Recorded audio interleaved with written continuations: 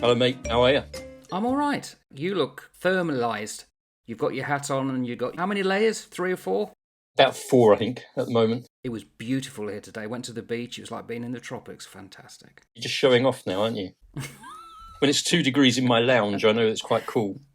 That's fair enough. So what you been up to? Ducking and diving, mate. Wheeling and dealing. In fact, no wheeling and very little dealing. In fact, no dealing either, because that could be construed as something else. So, no, I've not been doing very much at all, other than just trying to keep my head spinning in different areas. But that's pretty much it. Nothing very exciting. Run-of-the-mill Groundhog Day. How strange. So what are we talking about today? What are we talking about today, Mark? You tell me. Strange things, maybe? Ooh. Or stranger Yes. things? Stranger things, yes, absolutely. So what have you seen in your life that's really weird? What's really strange? What's really odd? Before I get going, I need to focus on the word strange. Because in itself, it's a strange word. What does it mean? There's a tendency with episodes like this that we could use broad brushstrokes and generalise, which I don't really want to do. So when we talk about the things that we've seen or we think are strange in our lives, what we've seen or come across, that doesn't mean it's bad.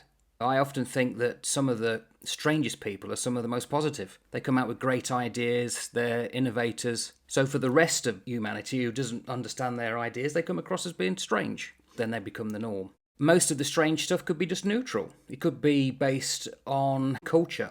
I watched a TV clip once and it was a flash mob in Trafalgar Square and it was to promote the Rugby World Cup. So suddenly a load of Maori turned up in traditional gear and started doing the haka. And some of the comments from the British, how odd these Maoris, the way they move and dance. But of course, that's from your Britishness perspective. But when you move abroad and you live cheek by jowl with Maori, it's not strange at all. So it could be neutral, it could just be a cultural thing.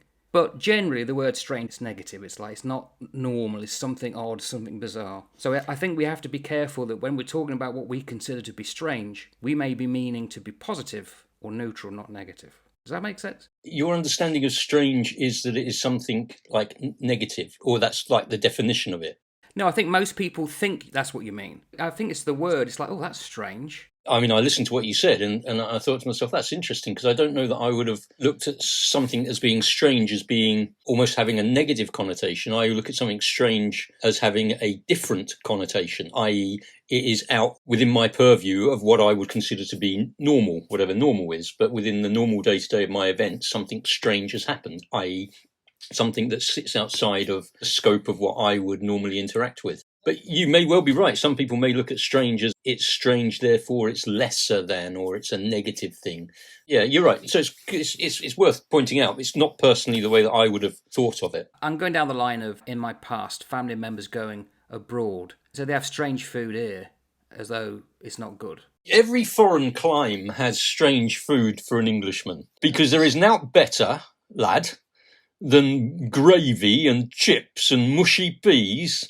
I've said this before. Lee Mack is an English comedian and he was saying, you can grow up in France, you can grow up in Italy and have this wonderful food, but they will never understand the pure joy as an English boy growing up in a northern cold town, getting home from school, being presented with a plate of beans and finding magically a little sausage hidden between. I'll start off then. I've got a list of things I consider to be strange in my life and world, but they're not necessarily in order. But this is perhaps the most pervasive. The strangest thing I've ever seen in life, I've ever come across, are people. Yeah. Full stop. Now, I don't know whether it's because it was my upbringing. I found people around me to be odd, almost like a fish out of water. Didn't understand them, didn't get them. They seemed to be obsessed with, for males, cars and certain celebrities and wealth, and I thought, I'm not interested in any of that. So I never really linked with that. I find it quite strange that people are obsessed with certain things. And you could say, well, that's my childhood. It's because of the way I was brought up. But I remember in the Navy, I remember us having conversations about this. And I was only in my 20s then, and I've never lost it. You could say, well, it's because you're getting old now. You're fast approaching your late 50s. You're just, grumpy old man. No, I find people bizarre and strange, the way they act, especially in groups, especially if they are willing for others to lead them, passive, never questioning, putting up with mediocrity rather than wanting to make things better or to help people. But just as I said, that doesn't mean strange is negative. I just find people difficult sometimes to get to grips with or to fully understand. And I saw you nodding. You're right. People are very odd, and obviously I include myself in that equation as well, because I'm probably very odd by the perspective of other people around me. They probably look at me and he's a very strange little man, and they probably wouldn't be very far wrong. I probably am in many regards. People are the most bizarre oddities, and they do the strangest things, and they act in the strangest of ways. And again, that's not a negative thing, that's just an observation of the difference that you see in people. Over the years of policing, I've seen some very strange people doing some very, very strange things. And you stand there and look at them and think, yep, you are on a totally different frigging planet to me. I have got no idea where you are. I've got no idea what you're doing, and I've got no idea why you're doing it. But whatever it is that you're taking, that's very interesting stuff. I think it's a very fine line between what a society, what a culture would consider to be strange, as in like abnormal to the norms of the community. And I think that we have seen that over the last 3 years played out significantly in the Western world for various reasons, which I shan't go into on YouTube because we won't be allowed to talk about those things, which is also very strange on a platform that is there to allow people to create, to talk, to present ideas, all this sort of stuff, that you're not allowed. I find that very strange indeed. We can't possibly have people thinking, because if they start to think or ask questions, we could end up with problems. We could end up with a whole range of people who are critical thinkers, and damn it, man, we don't want that. Yeah, that's right. I'm one of the strange people. You've said it. Said you're a bit fey now and then. And I've always been considered strange because I'm not really interested in small talk. I'm interested in big ideas, often to the detriment of getting things done. I used to dress deliberately to provoke, to be different. Do you remember I had a monkey that I used to go out with? That was just to be different. That's strange, isn't it, really? Let's just clarify that for any listener here. When you said that you have a monkey that you used to go out with, that wasn't like a monkey that you dated. This was a ventriloquist monkey that you used to shove on your arm and you used to go ashore with, and the monkey used to get in all sorts of scrapes, which of course you were never beholden for as a perpetrator of all of those. I could say absolutely scathing stuff, and they would be arguing with the hand rather than me. It was bizarre. I recall those days, Mark. I recall those runs ashore with that forbidden monkey up your arm. That monkey was part of my wedding speech. Oh, gosh. There are videos to show that. Goodness me. I want to be strange. I don't want to be like the herd. Not in a dismissive way. I don't want to be the same as everybody else, mainly because I'm not. So I tend to gravitate to... That's why I like you, Steve, because you are strange. I do like to gravitate towards people that don't want to be part of the norm. And interestingly, we both defended the norm, and you protected the norm. I know. It's really bizarre, isn't it? You know, I've thought back about my life, and within the confines of the framework that I've worked over all these years, I have probably been always on the fringe of that framework. So I've always worked in the not quite normal aspects of whatever it was I was working in, because I've always gravitated to being a little bit woo and a little bit wah. It's odd, but you know, what is normal? Normal's just overrated anyway. I think that this is a very blunt statement and very generic. I think what we mean by people and things that are strange are people that think slightly differently to us or respond in a slightly different way to us, i.e. they are almost other to us. So I hold this view, I hold this perspective, I hold this mindset, and anybody who is actually outside of my mindset, well, they're odd. And I like to have quite a lot of scope to move within that mindset. So I like to try and keep my mindset as broad as possible, recognizing that I do tailor it and sharpen it in certain areas where I've broadened it and then narrowed it to the point that I think actually this is where I now sit. But I like to have a broad mindset so I can sort of slide along that scale, which gives me the capacity to be a weirdo when I want to be. Normally, when I want to embarrass my now adult children or really embarrass my grandchildren, and then I can just go right to the fringe of being a total loon, and they just put their head in their hands and go, oh my goodness, look at our dad, look at our pops, he's bonkers. But you'll always be remembered. The thing about eccentrics and strange, you never forget them. And they're often like lights that attract either other people or people the exact opposite to them. It's amazing. And I kind of revel in it. I can't imagine my life ever having been part of the herd. And that sounds very dismissive. I don't mean it to be that way. You can see some people in a crowd and they just stand out and you don't know why. They're not necessarily taller, they're not necessarily better dressed, but you just, your eyes gravitate towards them. And I think, and this will sound a bit up myself, I'm one of them. I've always attracted people's looks and it's just, I'm not doing anything. I'm not specially doing anything out of the norm, but I seem to, and this is the other strange thing that I'm adding in now, the synchronicity is how people just seem to come in front of me and then start talking for no apparent reason. And then I'll end up giving them advice and they'll go off. And I know for a fact that's happened to you. It does. But you have always been a little bit quirky though, mate, haven't you? You have always been a little bit quirky. But I don't think I am. Yeah, but no, you have. And the thing is that within the structures, the framework, you've worked within what I would term very traditional frameworks. You have served in the military, you went to a university, you have been a teacher, you have been a writer, not a writer of being weird whack stuff, but writing of, historical fiction or etc. And you engage in sort of serious sort of academic type work. So you live within quite what I would call a traditional framework, but yet within that framework, you're a bit weird. I'll tell you weird, right? I'll show you what I'm wearing on my shoes. Oh my goodness, lime yellowy. Yeah, gosh. They're shoelaces that are bright yellow on a black shoe. I wear them out today, but people kept looking down at my feet. I forgot I had them on. Never mind. Goodness me. So I think that within the sort of spectrum of being a little bit strange, you're out there on that limit of the edge of your framework that you have always been within. Are you strange by comparison to other people that I've met? No. I mean, there's a gentleman who comes to mind who used to be arrested on a semi-regular basis, and it was always a nightmare when you had to search him because he had a belief that he was one day going to give birth to the Messiah. And the way that he would give birth to the Messiah would have been in his feces. And so he used to capture his feces in carrier bags and then carry it around with him just in case that was the Messiah dumping. Now that's quite strange.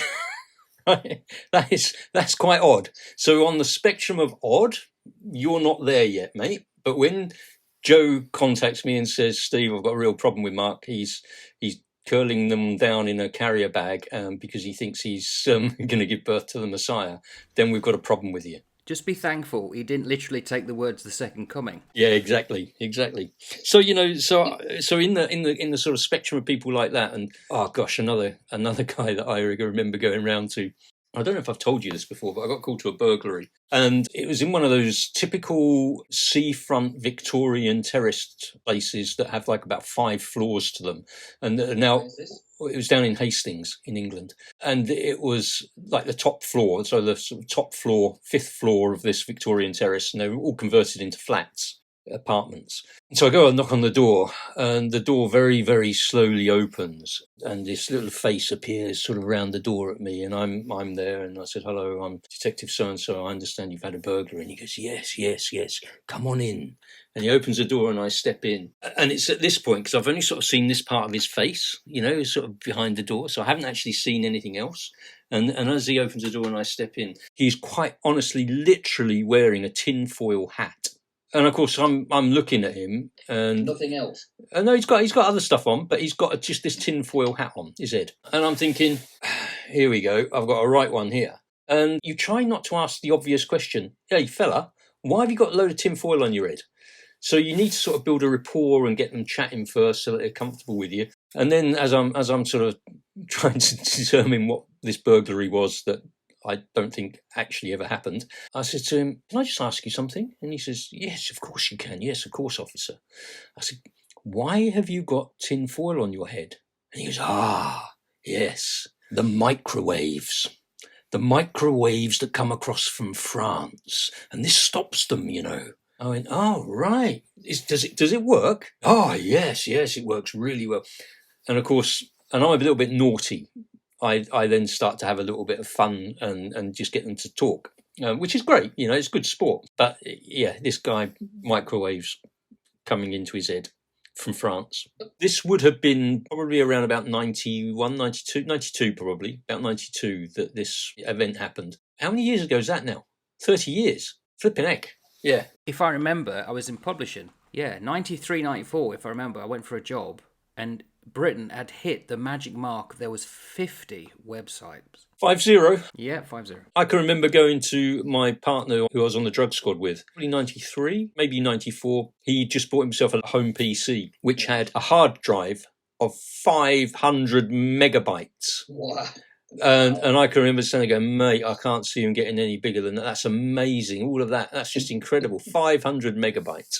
So anyway, yeah, time has moved on. That was quite a strange gentleman. And as you can imagine, there have been probably a number of things in my policing career that I've seen that are just real bonkers. And people, when they're under the influence of things, do the most bizarre things. They really, really do, which is just hilarious. I can remember policing down here in...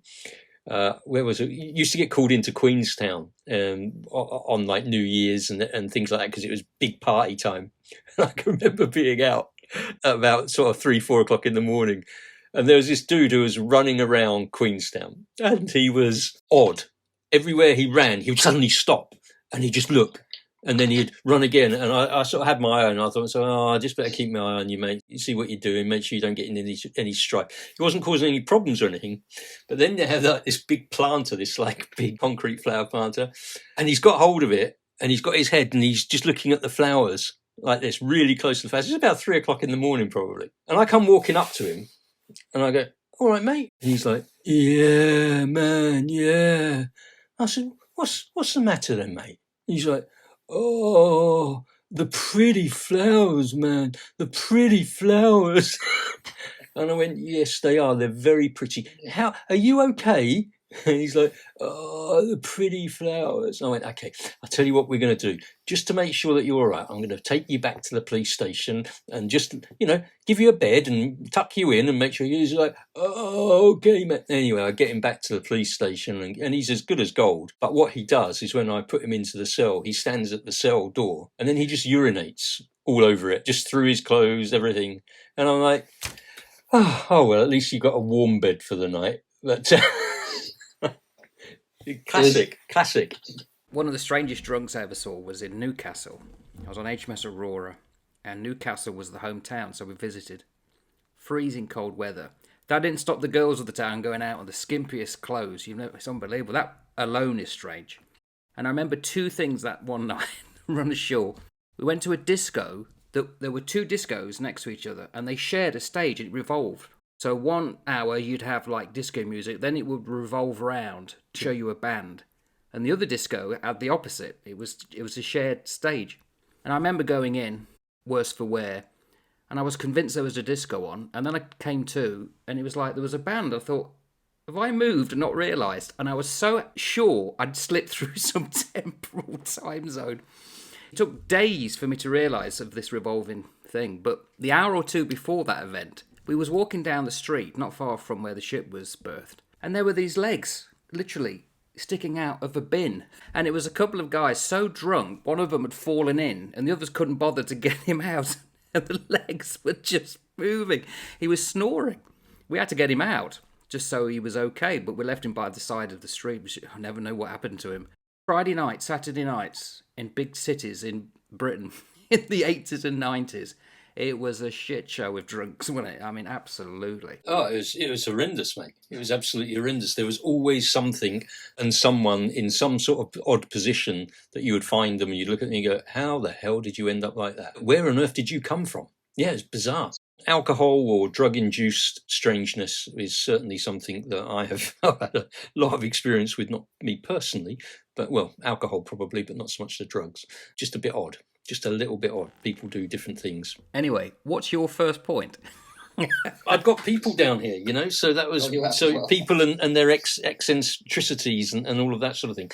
I also think there's a lot of strange stuff just in the world, full stop, like phenomenally strange. So the phenomena of certain aspects of the world are strange. And probably I would then touch into stuff that we don't really understand within the material world. and take this or leave it, and I know that you would understand this probably, but anybody other listening might not. But there have been things that I have seen which I cannot actually rationally explain. I cannot, for the life of me, explain any of it outside of the material spectrum or explain what happened.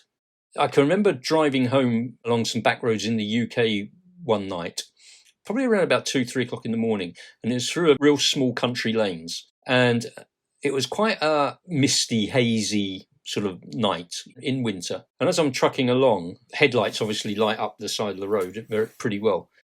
And as I'm riding along, there is a woman stood on the left-hand side of the road in period dress with like one of these umbrella things over her head, like ladies used to walk with. And I'm driving along and I go, whoa, whoa, whoa, what on earth is that? And by the time I've gone, she's gone. So I've gone past, she's gone. I've got this very distinct picture of this lady in period dress. When I say period dress, I'm probably talking dress from around about the 1870s to 1900s, that sort of Victorian type of era. Do you think it was a ghost? I don't know what it was, mate. What it wasn't was a real person, i.e. a physical being, because there's nobody there. There was absolutely nobody there. Now, that was quite strange. Another time, and this happened over in New Zealand, and it happened probably around about 7 years ago. I had been doing some work down in Queenstown in a role that I used to perform, and I was driving back, up across the Lindis Pass. And for anyone who knows the Lindis Pass, in the winter, the weather can come in real, real quick, and if you get caught out on the Lindis Pass, you can be really screwed. You just get snowed in. So I'm about 15 kilometres out from the Lindis Pass to start the climb up the pass, and the weather starts to change. And I knew it was going to be a bit dodgy, so I'd set off from Queenstown very early. Anyway, by the time I get to the top of the Lindis, it's a total whiteout. It's a complete whiteout. And I've got no chains in the car. I'm really unprepared for winter driving conditions. I eventually managed to get the car over the top of the pass, and I think it's pretty much downhill, and I can just sort of coast my way. Couldn't see the road at all. Where the road began, where the fields began, couldn't see anything. But it's a road that I've driven a lot of times. Anyway, I managed to sort of truck along there really, really slowly. And I found that if I sort of just kept in the centre, I could just sort of slowly get my way to drive back.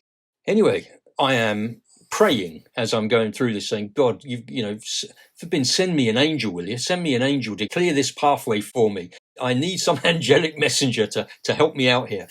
I look in my rear mirror, and there's these two sets of headlights. I hadn't noticed them before. I'm not saying they weren't there. I'm just saying I hadn't noticed them. All of a sudden, these two headlights, and they're coming up behind me really quite fast. Bearing in mind, this is seriously thick snow. I actually took photographs of this, and I watched these headlights, and my first thought is, what a dickhead. This guy is driving so quick. I mean, I'm not a bad driver. I've been well trained to drive. And I thought, what a total twat. Anyway, he pulls out and he overtakes me. Seriously, overtakes me. And I'm thinking, you knob. And then I think, no, actually, he's not a knob. He's driving a Subaru 4x4. He can obviously make ground really well. He's a local, probably knows the area really well. Fantastic. Good on him, I think. Anyway, he goes zooming past me, and then he pulls in front of me. And then what he does is he slows down. And so he's now carving a path for me. He just holds himself there. And the window of his winds down, and he sticks his thumb out, thumbs up. And so I give him a flash, and then he just speeds up. And so what he's doing is he's carving a path for me where there is absolutely no path at all. And he stays in front of me. He starts to get a bit further away from me, and then what he does is he stops, and he allows me to catch up, and then off he goes again. And so he's carving a path for me all the way to get home, until we get to some big trucks, some articulated trucks. And they are carving big ruts in the road, so no problem. Then I think, this is brilliant. Now there's four of us here. There's these two trucks, there's him and there's me. Brilliant. Then what he does is he pulls out to overtake. So he's now about to overtake these two big trucks. Now I know this road, and the road is sort of veering round slightly to the left. So he pulls out, he overtakes, and I can see, because I'm sort of right back here, I can see at the angle, so I can see where he should pull in front of these trucks. And he doesn't. And I look across to the right because I think, where's he gone? I hope he hasn't gone off on the ditch, because there's no right turn. There's no route off to the right. So he can only go straight on. And I look across and there's no road to the right. There are no tracks to the right. And he doesn't appear in the front of the trucks. And I'm like, where the hell's he gone? Where is he? And I'd got a good look at the back of this guy. And I say a guy, it was somebody, I couldn't tell you male or female, but they were in a hoodie, a Scooby-Doo, a Subaru in a hoodie, who just gave me the thumbs up. And he disappeared. But not only had he disappeared, the car had disappeared. And I thought, that's really odd. I had remembered the number plate of the car, and so I scribbled the number plate down. Now, I'm not bad at this sort of thing because I've been trained to do this sort of thing. And I thought to myself, I'll see if I can find this dude and, thank him for carving a path for me. I eventually tracked the number plate, and the number plate comes down to an Audi A4, not even a Subaru. Totally different car, totally different, registered to a totally different place. It was not that car. I can't explain it. To this day, I cannot explain it. Wrong car, no turn off, disappeared into nothing, arrived all of a sudden without me seeing it. Now, I'm the guy who, when I drive, I check my mirrors every 3 seconds because that's what I've been taught to do. So every 3 seconds, I'm checking my mirrors. So within the space of 3 seconds, that car appeared from nothing to right behind me with lights on and disappeared just as quickly with no trace. So I find that strange. That's the issue. Why do we find it strange? It's because we've been conditioned to believe stuff like that can't happen. A lot of people in this world don't believe that there's energy that is out there that could manifest and help. You asked for angelic help, and you got it. It's the same process I've said in previous episodes. When I was in the Navy, I was in Mombasa on my own, and I thought, do I turn left? Do I turn right? And something told me in the head, no, go that way. And 30-odd years later, when I had that reading, someone came up and said, you remember that? Your guide, spirit guides, the energy around you, is saying, yeah, that was protection for you. If you'd gone the other way, you'd have been mugged. Probably wouldn't be here now. And the other one, I don't think I've said this one before. Forgive me, you'll know if I have, because you'll remember it. When I was writing my first book, I was alone in a room, and I would retreat into the room to write. I was under pressure. I had 9 months to write the first book of 70,000 words. And I've done a lot of the research. And as I'm typing, the words, because I'm doing it on Drive, the letters, the words go up. They disappear as you write words. They just disappear to the top. But you can scroll it back down. And I wrote something. And I remember putting my hands under my chin, like I'm showing you now, with my elbows resting on the armrests. And I thought, I better check what I've just written. And I pulled it down, and it was not the same words. And it troubled me. I thought, hang on, I don't remember writing this. Why is that? Okay, I know a lot of fundamental Christians will knee-jerk at this. Why is he going to tarot? I had a reading with a psychic, and she mentioned this. I never told her about it. She said she didn't even know me. She said, you're a writer, aren't you? I said, yeah. Do you remember you questioned what happened? And I explained to her what I've just explained to you. And she said, yeah, you wrote it, but you went into like a bubble of time. We can unknowingly move ourselves out of time. You wrote it, we just don't remember it. So when you look back, you'd already altered it, but when you came back, you snapped back into this timeline, and that's what you think. But you also had help. I said, what do you mean? I said, well, you live in a house. You think they're telling me something about smells. And I've been talking to my family about this, that we were worried that the room in which I was writing was suffering from mould, because we kept smelling this stuffy, mouldy smell. We didn't know what it was. This person who knew nothing about us or where we lived, weren't even in the same town, said, one of your spirit guides is putting that because they used to be a smoker. It's to let you know that they're there. And once we knew this, I spoke out loud when I was in the room, said, don't do that again, and the smell disappeared. Now, I can't explain any of that. I'm still processing it. How is this possible? It doesn't make sense. And especially if you believe that that could be towards the dark side, you're going to push that away. And I think that's what we do. We push away a lot of help because it's not physical. We don't see it. We don't want to know about it. That's strange. But I don't know whether it's strange that we don't believe it more than what we think is strange when it happens and we can't explain it. Well, I guess from our perspective, and I say ours as in Western European perspective, we are products of the rational Enlightenment movement from whenever that kicked in. It was around the 1800s something, wasn't it? 18 something. Well, the Enlightenment would have been the early 1700s. You know, we are a product of all of this rationalistic, materialistic. If you can't scientifically, empirically prove it, it's not true. And we know that science doesn't answer that question, to be quite honest. You will always dismiss, if that's the way that you've been hardwired from your culture, very quick to dismiss all of these native native taboos and things like that, well, there's actually a lot of truth, and there's a lot of merit in a lot of the, as we talk about in our other channel, what the ancients believed and why they believed things. That's right, and having a really good understanding of that connection to the metaphysical that the material world wants to totally deny all the time. Well, I think that we lose something of the beauty and the complexity of being human when we just dial us down to a bunch of random atoms colliding together and this is all it's about. No, I think it's so much greater than that. So much greater. And it's so much more beautiful than that, which means it is very funky and it can be very strange. And there's lots of things that we can't explain. So be content to live with mystery. That's why I think you and I are strange, because we kind of accept that kind of stuff, and a lot of people around us don't. I don't profess to understand it, but what I don't do is I don't deny it doesn't happen, because I am pretty evidence-based in terms of my approach to the world. And there are some things which I go, yeah, you know what? I can't explain that, but I know this has happened, but I cannot explain it. I just can't. So I'll live with the mystery. So that in itself will be a nice place to end the strangeness. Indeed. You take care. I'll see you next time, mate. Take care. Bye.